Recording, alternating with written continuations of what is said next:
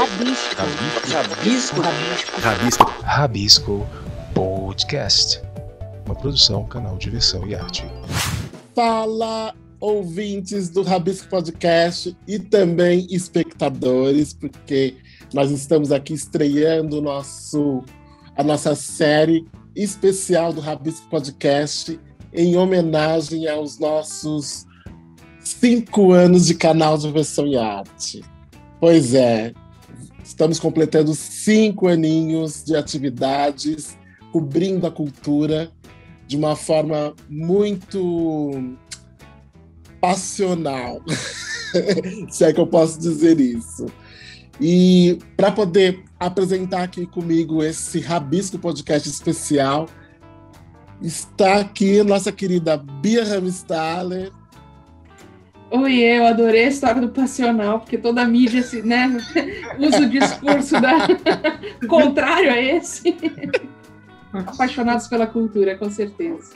Exato. Dinho Santos. Olá, ouvintes do Rabisco Podcast, e apaixonado por aqui também. Pois é.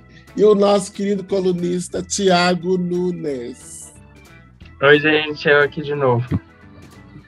Pois é. Olha, gente, eu estou muito feliz porque o nosso convidado de hoje, ele é um convidado muito especial. É um convidado que não está no nosso eixo Rio-São Paulo, apesar de fazer muita coisa por aqui. Ele é baiano, diretor teatral, cenógrafo, figurinista, cofundador do Bando de Teatro Olodum de Salvador, e é um cara que eu estou muito orgulhoso de receber ele aqui no nosso Rabisco. É o nosso querido Márcio Meirelles. Márcio, seja muito bem-vindo aqui ao Rabisco Podcast e dá aí seu primeiro oizinho pra gente. Olá, gente. Olá, Tom, Bia, Dinho, Thiago, todo mundo. Muito feliz também de estar aqui. Muito orgulhoso também de ter sido convidado e pela apresentação aí. Imagina. Mas eu vou começar fazendo a primeira perguntinha, e ela é a seguinte: você tem uma jornada privilegiada, né, na cena cultural, pois além do que eu falei que você é diretor teatral, cenógrafo, figurinista, fundador do Bando de Teatro Olodum, você também já foi secretário da Cultura na cidade de Salvador, né? Foi diretor do Teatro Estado Castro Alves e tantas outras atividades, né, ligadas à gestão cultural. Aí, minha pergunta é a seguinte: como que você vê a cena independente da cultura brasileira nesse contexto dos nossos dias atuais? Olha, todo mundo está se virando, né? Nós estamos vivendo um momento que a gente não pode parar. A única coisa que a gente não pode fazer é parar. Então a gente tem que continuar de qualquer forma, ou de alguma forma, para continuar levando recados, continuar fazendo discursos, continuar levantando questões, continuar abrindo espaço para o pensamento, para a imaginação, para pensar, construir um outro mundo, uma outra sociedade. Porque não é possível que a gente passe por tudo que a gente está passando e volte ao antigo normal, né? Como se o antigo fosse normal. Não era normal, não é normal, né?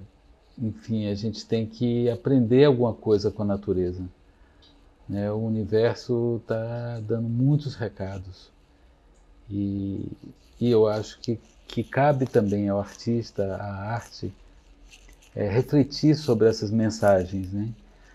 Nada extraterreno, parapsicológico ou metafísico, não, é real, é concreto, é natural, a natureza está sofrendo, né? está nos mostrando esse sofrimento através também do nosso sofrimento, né? A humanidade está sofrendo muito. E está sofrendo fisicamente, com a saúde, biologicamente, e está sofrendo politicamente. O mundo está numa onda virada de ódio, de exclusão, de injustiça, de violência, de direita, né? De autoritarismo, e que a gente é a nossa missão, é a nossa função, né? Como artistas, fazer alguma coisa para que isso se transforme, tudo isso se transforme. Assim como a gente faz a transformação no palco, na tela, ou nas palavras, né? E cria novos sentidos para as palavras, a gente tem que criar novos sentidos para esse momento. Agora, a cena, vamos dizer, está tudo muito confuso, ou seja, mesmo a cena que foi outrora uma cena oficial, uma cena central, também está se batendo, né? Também está tentando descobrir. Eu, de minha parte, assim, eu já trabalhava muito com a questão da presença virtual do ator, da transmissão, tanto mesmo nos espetáculos presenciais, né? Eu já fazia muitas experiências com isso. Desde 81 eu trabalho com vídeo em cena, e, enfim, e com transmissão mesmo, né? De atores em salas diferentes, fazendo o mesmo espetáculo. E então agora isso aprofundou, verticalizou, radicalizou, né? Agora é só isso. Ou seja, é entender esse novo palco que a gente tem pela frente, né? Que é um palco que à primeira vista é bidimensional, né? Uma tela chapada, mas na verdade não é, porque o mundo por trás disso é tridimensional, meu mundo é tridimensional, né? Então a gente está aqui com muitas terceiras dimensões, né? Confluindo e convergindo e dialogando entre a minha, o meu lugar, a minha casa, a sua, a de Dinho, a de cada um de nós aqui. Então, o que a gente faz com esse palco novo, né? Que foi construído pela humanidade, né? Com essa família de ferramentas, né? Essas tecnologias da informação, tecnologias da transmissão, tecnologias virtuais. O teatro demorou um pouco para pegar a onda. O teatro sempre foi muito analógico, né? Tem essa mítica, essa fantasia, esse romantismo de que não, é a presença física, é o abraço, é o cheiro, é a pessoa ali. Mas aqui também é uma presença, né? Estamos presentes aqui, inteiros, integrais, expostos, nos mostrando, nos falando, dizendo coisas, como se isso fosse um palco. Como se isso fosse um palco, não. Isso é um palco, mas é um outro palco, é um palco diferente. É um palco do século XXI.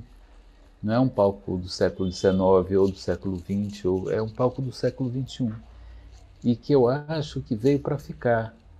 É um novo gênero de teatro, não veio para substituir o outro.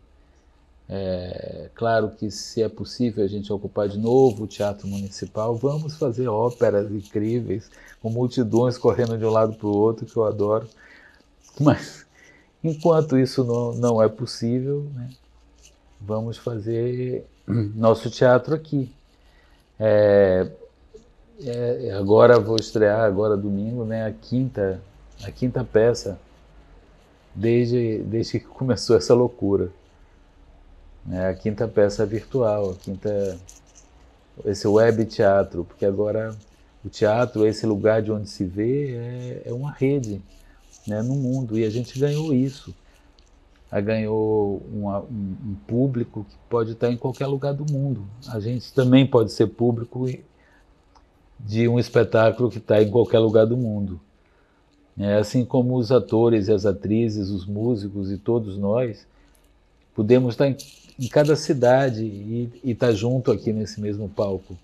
Né? Essa é a maravilha desse sonho da humanidade, né?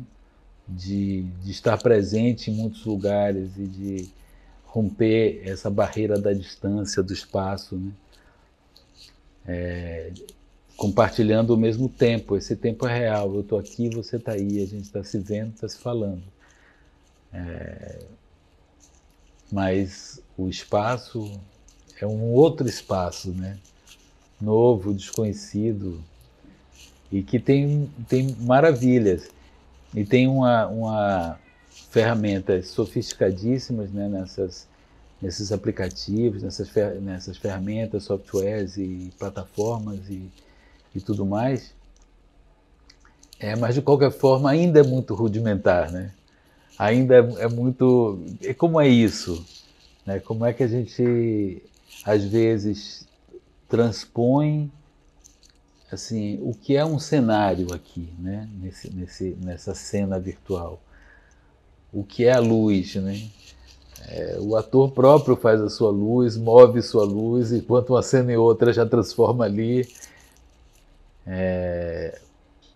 Então tem novas habilidades que o ator tem que ter, e a atriz, né?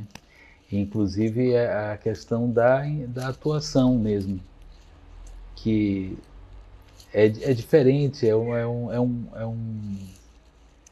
um acordo, assim, não é cinema, não é televisão, não é audiovisual, é um outro teatro, mas aquela forma do teatro, do palco, como eu falei, do municipal, ou mesmo de um palco menor, que você precisa de uma emissão de voz, que você precisa de também ferramentas para que o público chegue mais perto de você, ou que você chegue mais perto do público. Aqui é só aproximar da câmera, né, e falar diretamente no olho do público, que é através dessa luzinha aqui na nossa frente, né? Mas é um tempo novo e de muitas descobertas. A descoberta também de uma nova humanidade. A gente está falando para quem, com quem e de quem a gente está falando agora. De que humanidade é essa que a gente está falando? Há textos que são eternos, mas é preciso também textos contemporâneos, né? Textos que falem desse momento precisamente. E isso precisa ser investigado, ser construído, levar em conta todas essas,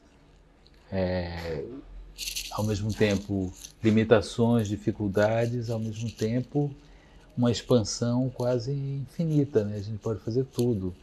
Agora, essa peça que vai estrear domingo trata do mar. Então, o mar é o cenário, né? Tá lá as ondas batendo e os atores ali interagindo com o próprio mar, coisa que no palco seria muito difícil, né? Seria talvez uma projeção, uma tela grande e etc e tal. E aqui é outro jogo. E é fascinante descobrir esses novos jogos possíveis, né? Pegando a sua deixa, Márcio, achei linda a sua fala. E fiquei pensando também que acho que uma das quebras que acontecem tem a ver com essa questão mesmo geográfica, né? Que o digital também quebra, né? Eu tinha pensado numa questão para te trazer, que eu quero adaptar essa sua fala, pensando um pouquinho sobre qual que é a importância dessa quebra de eixo, né, na sua perspectiva, dessa quebra de eixo com relação ao quebra de eixo no sentido eixo Rio-São Paulo, né?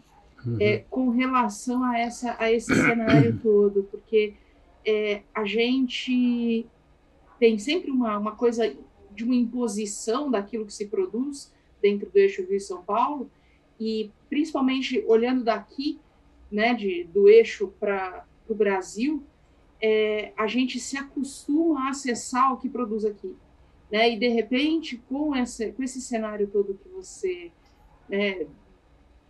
escreveu, com essa sensibilidade com relação condição da pandemia e com tudo que vem mudando em relação a isso, a gente também, de alguma forma, quebrou esse eixo, porque a gente acessa com mais facilidade e com uma certa...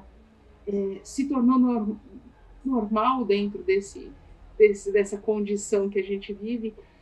Qual a importância da gente falar dessa cultura fora do eixo, né? Quebrando essa lógica do eixo também?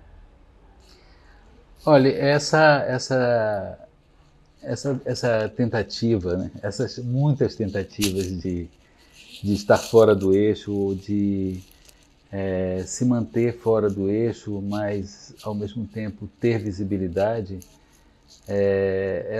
enfim, é uma coisa histórica. E nós temos historicamente também a construção desse eixo, né? Com a mídia, com personagens que entram em sua casa há muito tempo, né?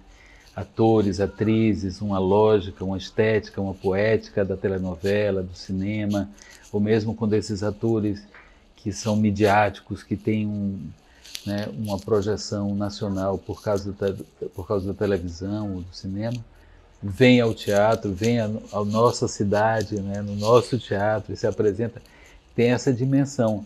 Evidentemente, o que acontece no Rio e São Paulo tem uma dimensão de profissionalismo, de recursos, né, financeiros mesmo, maiores do que o que a gente tem.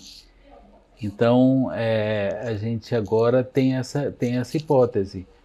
Mas ainda assim você tem uma peça de Bete Coelho. Uau, uma peça de Bete Coelho. Vamos, né? Congrega a gente, porque, enfim, primeiro ela é ótima, depois a gente conhece ela, a gente sabe que ela existe, e se a gente sabe que ela, que a gente existe, conhece, está fazendo um espetáculo online, muita gente vai ver, né? Enquanto os atores, atrizes, grupos de fora do eixo precisam ainda conquistar essa notoriedade, né? Conquistar esse lugar, né? No imaginário do público nacional e internacional. Mas agora é mais possível, né? Porque um grupo não precisa se deslocar de Manaus até São Paulo para ser visto, né? Pode continuar lá em Manaus, inclusive com atores fora de Manaus fazendo a mesma peça, e pode ser visto em qualquer lugar. Assim também como a gente pode pensar que o que a gente faz, por exemplo, aqui em Salvador, pode ser visto por todas as cidades, de todos os municípios da Bahia, ou enfim, lugares mais remotos, né, do Brasil e do planeta. Agora, é isso, tem uma história, né? Tem uma história, o Brasil tem uma história, a cultura brasileira tem uma história, que com o Ministério Gil e Juca, isso foi frontalmente desconstruído para o bem, inclusive, do mercado da cultura, né? Mas houve muita resistência, principalmente no primeiro mandato, né? Depois isso foi se entendendo, mas ao mesmo tempo a cultura fora do Rio e São Paulo estava vibrante, estava pulsante. A gente tem um cinema brasileiro agora que tem a cara do Brasil, né? Que é uma polifonia. Que não é só mais um sotaque, né? Tem muitos sotaques, né? muitas colorações também, porque houve um investimento, né, governamental na produção cinematográfica e do audiovisual brasileiro, e a sociedade respondeu a isso com políticas também, né? Com micropolíticas, estaduais ou locais, ou de produtores específicos, artistas específicos. Mas é isso, né? Foram dois mandatos onde isso foi construído, foi construído o sistema de cultura, enfim, houve um fortalecimento na musculatura da produção cultural nacional. As artes, às vezes, Juca mesmo já fez o meia-culpa várias vezes, e eu, como ex-secretário, também faço. Só uma correção, fui secretário do Estado da Bahia, mais complicado do que de Salvador. São 417 municípios, é um território do tamanho da França. Mas, enfim, mas, assim, falhamos na construção de uma política pública para as artes. Muito por conta de que era preciso, talvez, primeiro fazer levantar essa musculatura da cultura de uma maneira geral, mas também porque talvez nós artistas, nós produtores culturais, não tenhamos entendido exatamente o momento do salto, né? Ali era o momento do salto, de buscar sustentabilidade, de buscar uma certa independência do governo, né? De verbas públicas, de editais, ou de fundos, né? Ou de leis de incentivo. Não que isso não deva ter, isso tem que ter, o Estado tem que estar presente. Porque o Estado está presente em tudo. Na agricultura, não existiria agricultura se o Estado não tivesse presente, fomentando, financiando de várias formas. Não existiria a indústria automobilística, não existiria comércio, turismo, nada disso. O Estado tem que estar em tudo, na educação e tudo mais, mas principalmente na produção, na elaboração do produto e na distribuição do produto.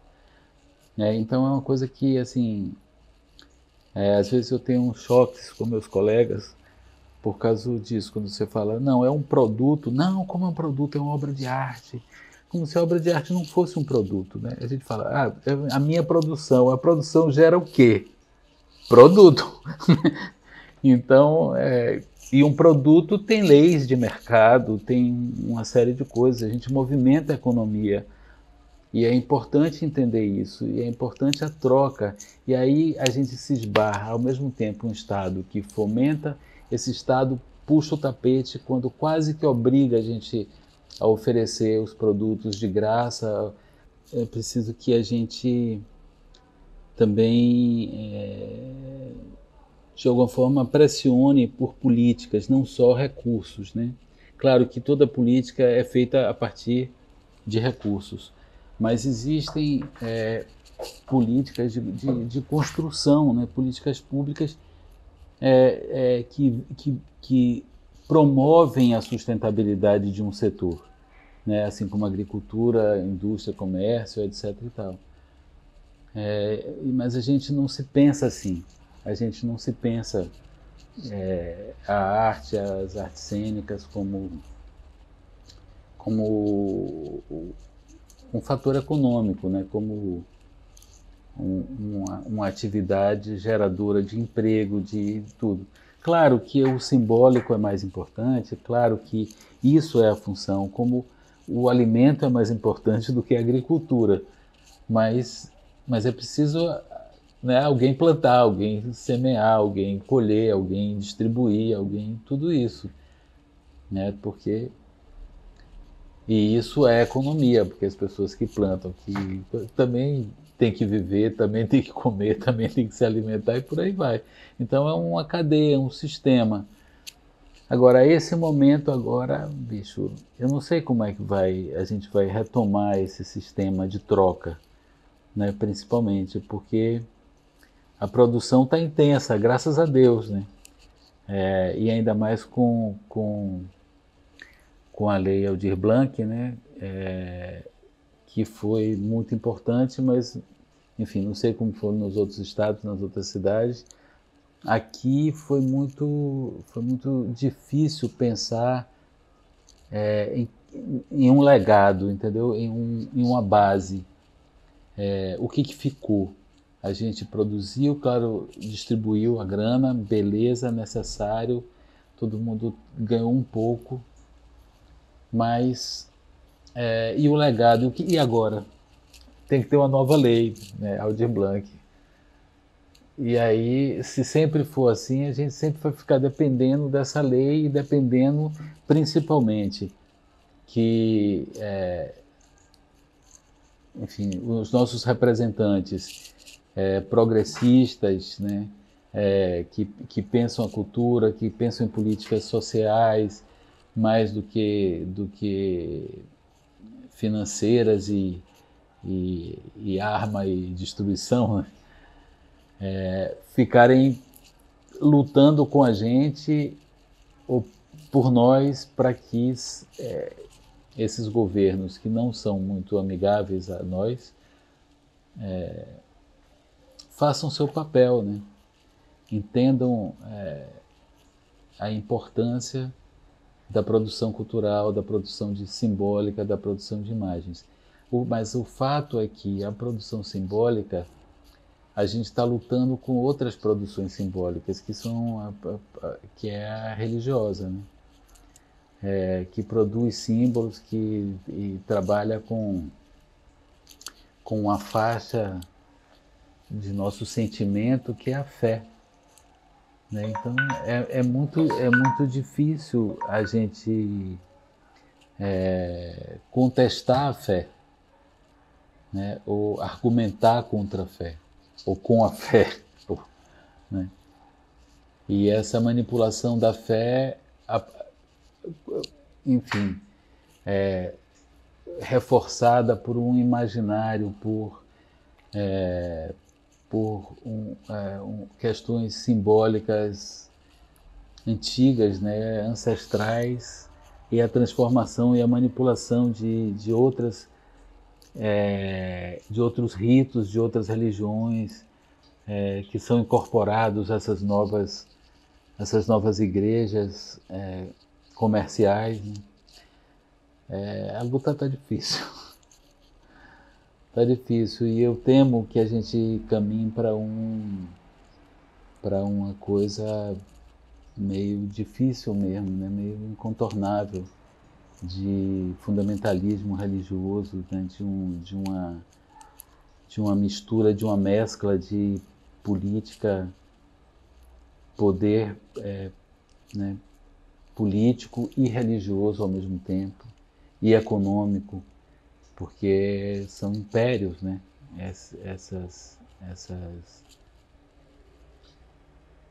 Esse comércio da fé. E eu acho que, assim, nós temos responsabilidade sobre isso, né? Nós artistas, né? A gente não chegou perto da população, a gente não fez a revolução. A revolução está sendo feita por eles. Eu estava vendo um artigo incrível sobre isso, sobre a revolução da direita. E essas igrejas estão, enfim, se apropriando de tudo, do simbólico, né? E criando exércitos, literalmente, né? Não é só metaforicamente. É de verdade, né? A gente já viu aí vídeos circulando da formação de milícias religiosas. Enfim. Fantástica a sua fala, fantástica. Oi, Márcio, tudo bom? Tudo firme. Eu gostei muito dessa sua analogia do plantar, né? Que a pessoa que planta, ela também precisa de recursos, né? Eu acho que é bem isso. E um sentimento que a gente nota muito, falando de um geral, até contextual antes de pandemia, e eu já ouvi isso de amigos, de que o teatro era uma coisa muito elitizada, né? Na verdade, assim, teatro é coisa de rico, é muito caro, eu não tenho dinheiro para ir ao teatro. E a gente tem muitas peças de pequenos produtores e pequenas companhias de teatro que são entrada franca ou entrada social, ou você contribui com o que você pode, né? Assim, desse nosso papel de comunicação mesmo, né? De trabalhar essa questão, como que a gente poderia levar para as pessoas que o teatro não é distante da gente, né? Não é aquela cultura para ricos. O teatro é uma cultura nossa, popular, e que vem, talvez tenha sido a primeira forma, né, de dramaturgia lá atrás, né, vindo dos romances e tudo mais, assim, né? Como que a gente poderia, na sua visão, desconstruir isso, né, esse olhar? Eu acho que, volto a dizer, eu sempre penso muito assim, eu não posso mudar o mundo, eu posso me transformar. Eu tenho um poder de transformar minha atitude, minha vida, meu comportamento, né? Eu não posso mudar o mundo inteiro. Então, quando a gente se coloca essas questões, eu sempre me coloco, e qual é a minha responsabilidade nisso? Né? Qual é a responsabilidade do artista nesse pensamento de que nós fazemos coisas para uma elite? Será que a gente não está fazendo mesmo coisa para a elite? Ainda que não seja só uma questão financeira, mas uma questão de uma prática, ou de uma poética. O que a gente está falando e como a gente está falando interessa a quem exatamente? Então eu tenho uma experiência real, uma vivência real disso, que é com o Bando de Teatro Olodum. Né? Quando eu criei o bando, em 1990, a gente não tinha esse teatro negro. Né? O palco estava ocupado basicamente, majoritariamente, por atores brancos. Inclusive porque não tinha papéis nas peças para atores negros. Né? Ou temas que interessassem aos atores negros e ao público negro. Quando a gente vê depois que não é bem assim, porque o público se interessa pelo que quer que seja que inclua ele.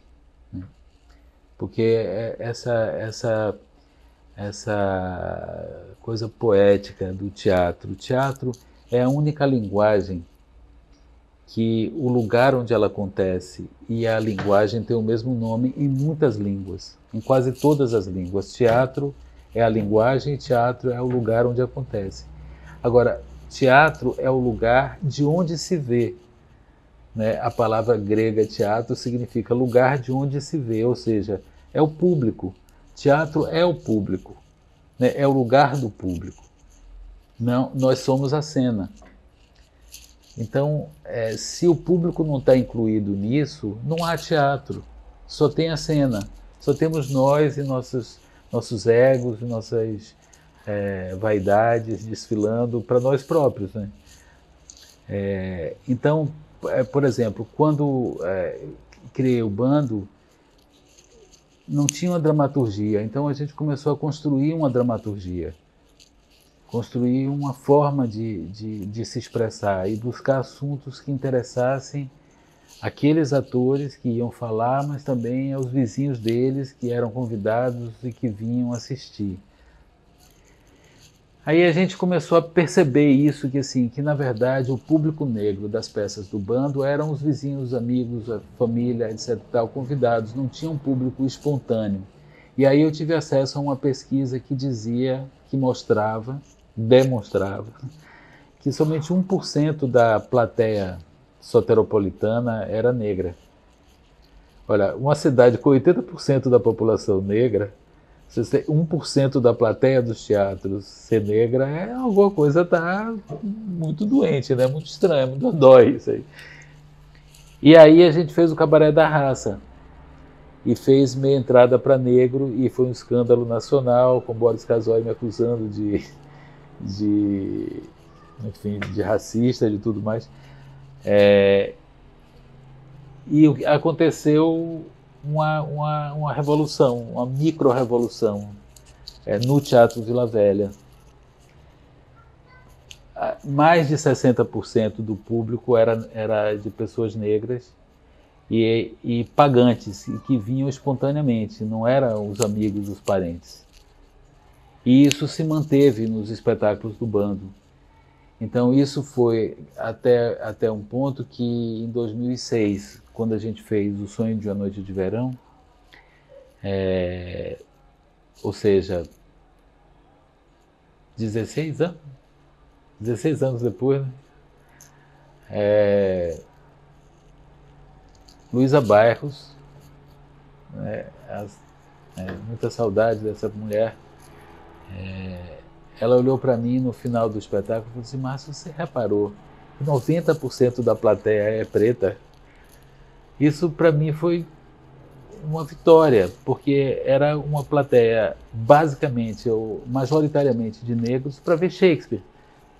Quer dizer, é um tapa na cara, né? Um rebatimento, assim, é mentira. Não é que não interessa as pessoas, mas era um Shakespeare para negros, feito por negros, né? Que levava em conta a cultura, levava em conta a história daquelas pessoas, né? E aquelas rainhas e aqueles reis, né? Das fadas, as fadas, os gnomos, tudo aquilo, toda aquela nobreza, eram negros, né? E se comportavam como tal, não buscavam referência nos reis europeus ou no Shakespeare europeu. Assim, o que esse cara tem aqui que fala com a gente, ou que a gente pode falar? Né? E a gente não mudou uma palavra da tradução de Bárbara Heliodora. A gente usou exatamente como era a tradução. Tirei fragmentos de algumas cenas porque eu não consegui resolver. Então você não consegue resolver aquela cena, é melhor tirar do que enfiar a goela abaixo do público, né? Tira, reconhece que você não tem capacidade de fazer isso. E outras assim, porque eram muito datadas, era preciso ter referências históricas para você entender a cena, né? Que eram piadas, né, da corte lá mesmo, né, de verdade, que ele jogava ali, então era muito difícil entender. Então alguns cortes, mas basicamente era o texto inteiro de Bárbara Heliodora, durava 2 horas a peça, mais ou menos, e foi um sucesso para o público negro. Então, eu acho que a gente tem que rever também nossas produções, rever o que a gente faz e como é que a gente busca esse público. Um público que Matei Wisniewski me falou, assim, é muito perigoso uma estreia, porque também é uma estreia para muita gente. Tem gente que nunca foi ao teatro e vai uma vez assistir aquilo. E se aquilo não for incrível, não for encantador, não atravessar aquela pessoa, ela nunca mais volta ao teatro. Então a responsabilidade do que a gente faz, ou com o que a gente faz e com o público, é enorme, porque eu estou construindo o público para meus colegas todos, né? Para a linguagem, para a categoria, né? Não estou construindo um público só para mim. Se eu detono a cabeça do público com uma peça, né, que não interessa a ninguém, que é muito chata, ou que é mal feita, ou enfim, seja lá o que for, eu estou fazendo um desserviço para o teatro. Então, é preciso muito cuidado, muito apuro no que a gente faz, né? E principalmente saber para quem a gente está fazendo, como é que a gente se dirige a essa pessoa, né? A essas pessoas, para quem eu quero falar, ou com quem eu quero conversar, com quem eu quero pensar sobre esses assuntos, né? Então eu acho que cabe uma reflexão a nós. Por que o público não está vindo? Acredito sim que também teve a questão, é um efeito colateral negativo da política dos editais. Porque se de algum jeito, ou seja, de alguma forma, essa política que se estendeu do Estado para empresas também, que começaram a fazer editais, etc. e tal, porque essa é a força e o poder do Estado. Quando o Estado aponta uma direção, a sociedade caminha. Se a sociedade aponta também, o Estado segue atrás. Então, se não tem uma política estabelecida por nós, categoria, por nós, né, setor, teatro, dança, ou seja lá o que for, é muito difícil o Estado elaborar uma política para nossas atividades. Porque não há uma pressão, não há uma demanda e não há uma condução nossa. né? Então acaba sendo uma coisa estatal. E os editais foi um benefício enorme quando começou, porque distribuiu bem, né? E deu acesso a todo mundo. Claro que nem todo mundo ia ganhar, porque o edital é uma política excludente, não é uma política includente, né? Você tem ali um edital, entram 200 pessoas proponentes, 10, 20 vão ganhar. Então, um percentual muito grande fica de fora dos editais. Mas, enfim, isso já é também um efeito colateral. No princípio não eram tantos projetos que ficavam de fora, porque a inscrição eram menos projetos. E as políticas públicas, todas elas têm prazo de validade.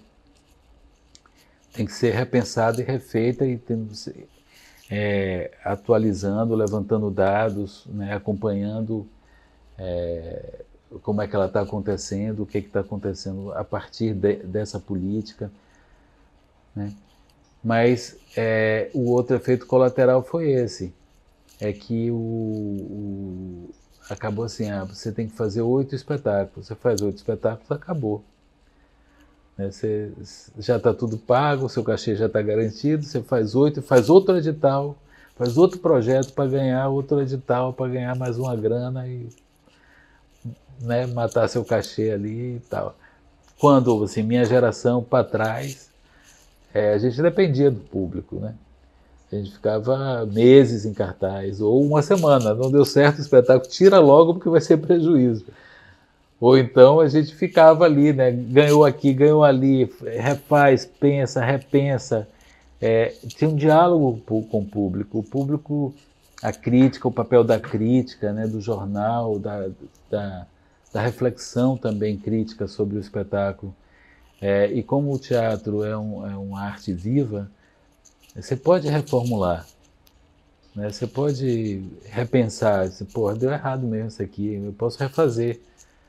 Senta, vamos lá, junta todo mundo, ensaia mais uma vez, corta isso, bota aquilo, tira aqui, bota acolá. Né, você pode rever o projeto e refazer. Mas com essa coisa dos editais, isso meio murchou, né? Então a gente acabou fazendo mais para ganhar o edital ou para o patrocinador do que para o público. Ora, o público é um amante ciumentíssimo. Está fazendo para mim, eu vou. Está fazendo para o produtor, para o empresário, para o Estado, para o edital, eles que vão assistir, eu não vou. Então a gente tem que conquistar o público, seduzir o público com o que a gente faz. Não quero dizer aqui que a gente vai fazer só o esperado, né? Aquela coisa, não arriscar, não inventar coisas novas, não provocar, não criar peças polêmicas que vai gerar um atrito também com o público, que é isso que faz a coisa avançar, né? Evoluir, se desenvolver. Eu estava numa discussão no Itaú Cultural, alguém levantou essa coisa do desenvolver, né? E alguém que teria falado assim, não, eu não quero esse negócio de desenvolver, eu quero me envolver cada vez mais nas coisas. Aí eu fiquei pensando que envolver é um verbo complicado, porque ao mesmo tempo é isso, você se envolve numa coisa, ou seja, você se entrega àquela coisa, vai fundo, né? Mergulha naquela coisa, mas por outro lado também você se envolve, né? Você se cobre, né? E corre o risco de se distanciar, fica tão envolvido que você não consegue mais, você cria um invólucro, né? Para você ficar envolvido nesse invólucro. Ao contrário, quando você se desenvolve, né, você desenvolver, né, você sair desse envolvimento e abrir para o mundo, né, também, né, esse sentido do desenvolver. Eu acho que o teatro tem que fazer esse desenvolvimento, né, nesse sentido de sair de si e ir para o outro, né, e começar. É o que se diz, né? O que diziam os antigos, o velho Shakespeare, né? O teatro é um espelho para a natureza, né? esse espelho para a natureza, ou seja, você não está falando de si, você não está se mostrando, você está mostrando ele, né? Você está mostrando o outro na sua representação. Ele é que se interessa por se ver, ele não se interessa por te ver, né? E, bom, é isso. Que fantástica, uma aula, né? É isso. Uma aula, isso que eu ia dizer. Podemos cobrar por esse episódio, que é uma aula valiosíssima, né? E esse momento eu tô, assim, um dos projetos assim, que eu tô desenvolvendo é uma escrita sobre meus quase 50 anos de atividade, né, artística. Só que aí eu vi que, indo para trás, são, na verdade, 62 anos, porque eu tenho desenhos desde os 5 anos de idade guardados, que minha avó, minha mãe guardava, tal. Então tem milhares de desenhos. E aí eu vejo lá, tem um desenho que tem assinado assim por não sei que dia do mês 9, né, de setembro de 64, ou seja, eu tinha 10 anos. Era Sonho de uma Noite de Verão. Um palco, a cortina aberta, o casal, as flores, a flor branca, a flor vermelha, uma meia-lua e assinado embaixo, Shakespeare. Quer dizer, é uma coisa que me atravessa, que me acompanha, assim, vários mitos, Medea, também tem lá desenho de Medea, enfim, várias peças que eu fiz depois. Tem os desenhos lá originais, né, de 5 anos, 7 anos, 10 anos. E aí eu estou muito refletindo sobre essa trajetória toda, né, para exatamente entender esses processos criativos, de onde surgiram e para onde vão. Pois é, eu vou começar a agradecer. E realmente é mais que uma aula, tipo, pensando 1000 coisas, refletindo sobre tudo que foi dito, e é extraordinário. E aqui, viajando em toda essa história, em tudo o que você falou, tão atual e ao mesmo tempo quanto uma história remota aí desde os anos 70, 64, como você falou agora, é muita coisa. E tudo isso para mim foi uma grande aula. E para a gente encerrar o programa, eu vou deixar uma pergunta para você, mas para a gente entrar nesse campo da filosofia. Em toda a sua história, todos esses anos de história no teatro, o que você traz na sua bagagem que você pode deixar para a gente como um incentivo, como um aprendizado, como uma dica, como um conselho? O que você carrega de bagagem que você fala, é isso, a arte, o teatro representa isso? Não, eu acho que é isso que eu falei, né? O estar atento sempre ao outro. Eu não consigo sentar com um texto e assim, vou fazer assim, vou fazer assado, entro na sala de ensaio, digo aos atores, faz isso, faz aquilo, eu não sei o que é. Eu tenho alguma ideia sobre o texto, sento com os atores e aí começa a surgir alguma coisa. Porque depende de cada ator, né? Do corpo de cada ator, da voz de cada ator, do temperamento de cada ator. Por mais que você escolha um elenco e já dizem os antigos, né, que o trabalho do diretor está 80% resolvido na escolha do elenco. Se ele escolhe o elenco certo, já foi, né? E realmente, mas às vezes você não consegue, não pode, não tem o elenco. E você quer fazer aquela peça, você precisa fazer aquela peça. Então aquela peça também tem que se adaptar ao elenco, né? Se alguém pensa, vou fazer Sonho da Noite de Verão, jamais pensaria em fazer com Bando de Teatro Olodum, né? É um outro Sonho de uma Noite de Verão. Eu já fiz 3 vezes. A primeira com Herzog no Rio, enfim. Depois eu fiz sozinho com um elenco duplo de 2 companhias. E depois com o bando. E cada montagem é uma outra peça, são outros pontos que são colocados, né? Então, assim, eu acho que a grande lição do teatro é ver o outro, né? É esse lugar de onde se vê o outro, não a si próprio. E, assim, por exemplo, eu ouço muitos atores. Então, se tem um elenco de 60 pessoas, acaba o ensaio, uma roda de 60 pessoas e cada um tem que falar alguma coisa, né? Então, e eu já fiz isso, né? Já fiz espetáculo com 60, com 80 pessoas e eu escuto todo mundo, porque sempre surge alguma coisa, né? Alguma luz, algum caminho, alguma mágoa também que você tem que ver como é que trata para aquilo não virar um ressentimento, né? E ser só uma sensação, só um sentimento que pode ser desenvolvido em teatro. Maravilha. Maravilhoso. Marcos, só para poder a gente fechar, porque você também está aqui para falar um pouquinho sobre do outro lado do mar, né? E é esse espetáculo que hoje a gente está gravando um pouquinho antes da estreia dele, mas esse programa está indo ao ar 4 de junho, então quer dizer que ele já está em cartaz. Queria que você falasse um pouquinho sobre esse espetáculo, sobre essa experiência de trazer esse espetáculo que é um espetáculo premiado, né? E para esse ambiente digital, né? Você começou a sua fala lá na nossa primeira provocação falando dessa coisa do ambiente digital, né? E queria que você falasse um pouquinho sobre essa experiência.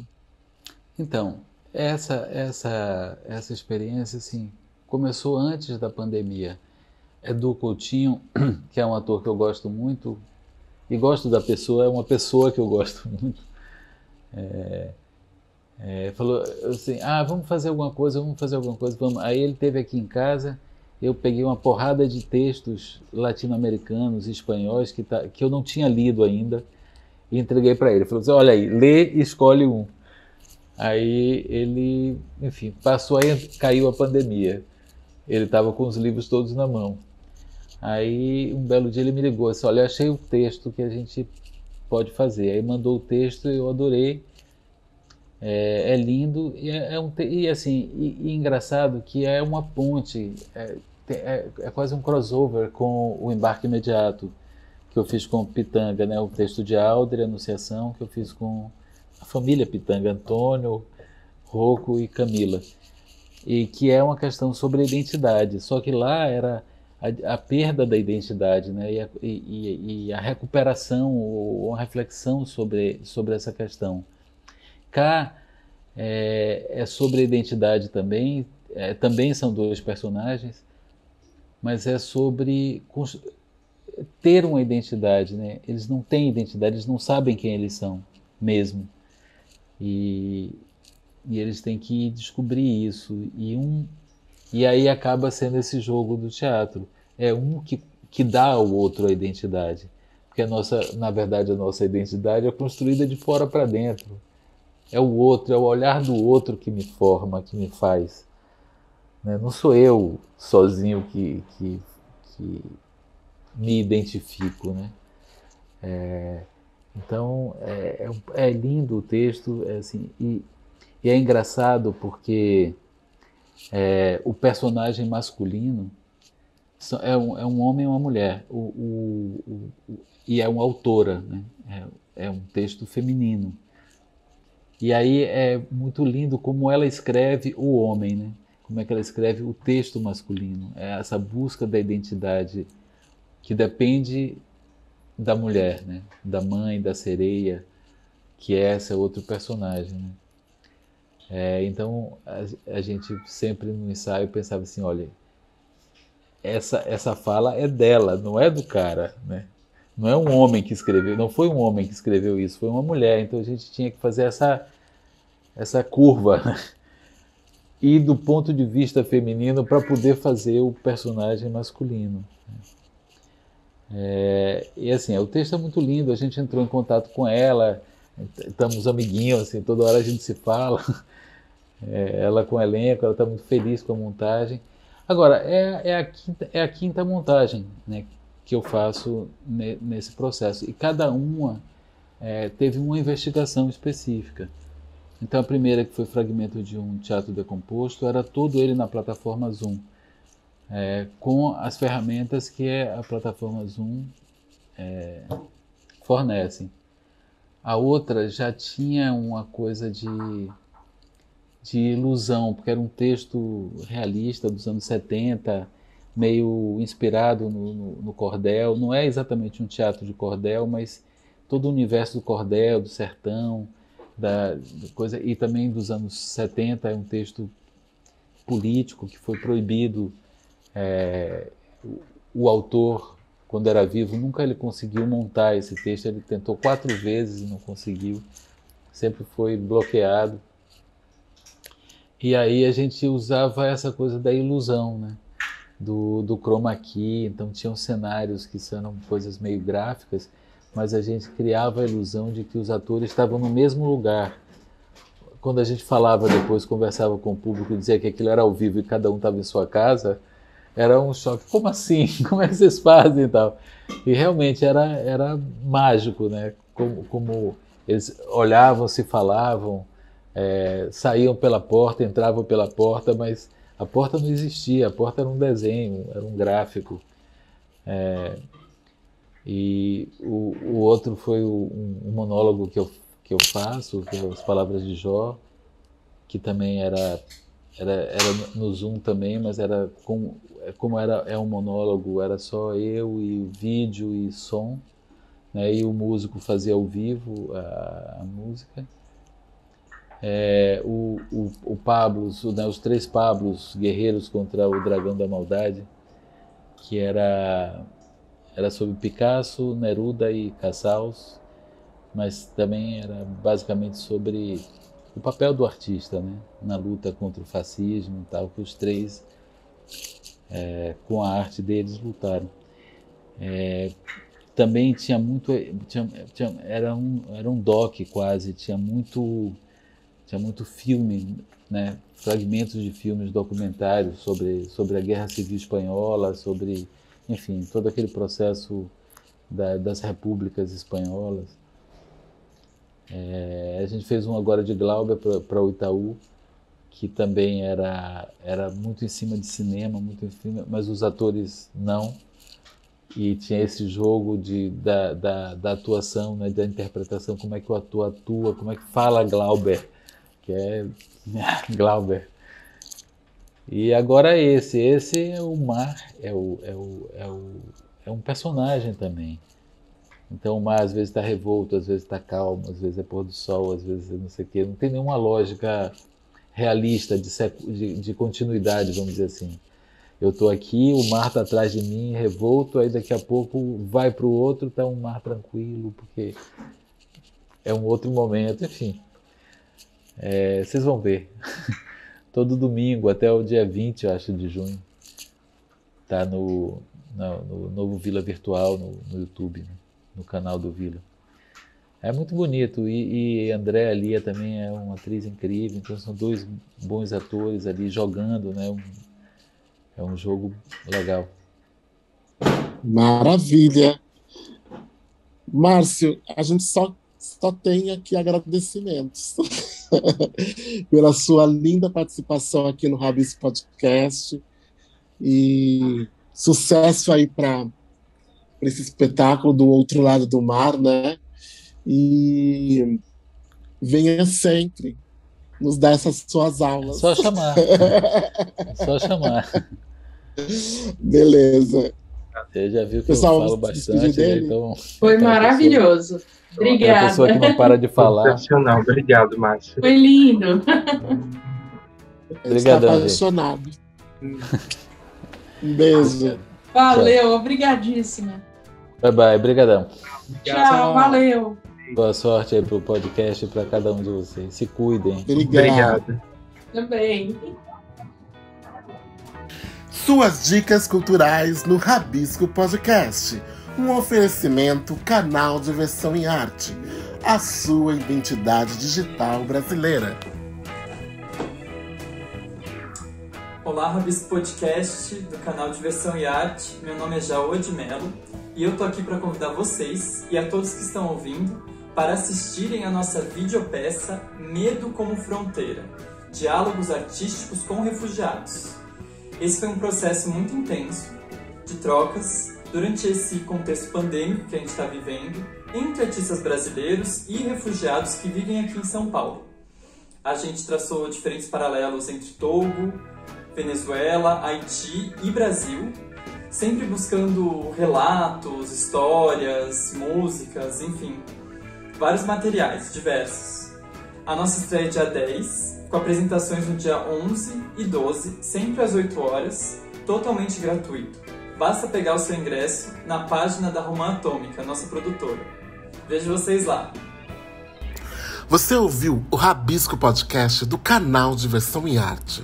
Nosso programa vai ao ar às sextas-feiras e você o encontra nas principais plataformas de áudio streaming e podcast, como a Anchor, Spotify, Deezer, Google Podcast, Apple Podcast e muitos outros. Você encontra todo o nosso conteúdo com os programas, artigos, notícias, críticas, crônicas e tudo mais do universo da arte e cultura no nosso portal canaldiversãoearte.com.br. Inclusive lá você encontra todos os caminhos para nos achar nas redes sociais. O Rabisco Podcast tem apresentação e roteiro de Tom Miranda, Bia Ramestaller e Dinho Santos. Edição Fred Cunha. Colaboradores Thaís Brito e Vitor Luz. Coprodução Produtora WB. Produção e realização Canal Diversão e Arte. Canal Diversão e Arte. Arte e cultura em multiplataformas. Você interessado em cultura, arte, diversão? Ouça o podcast Rabisco, do canal Diversão e Arte.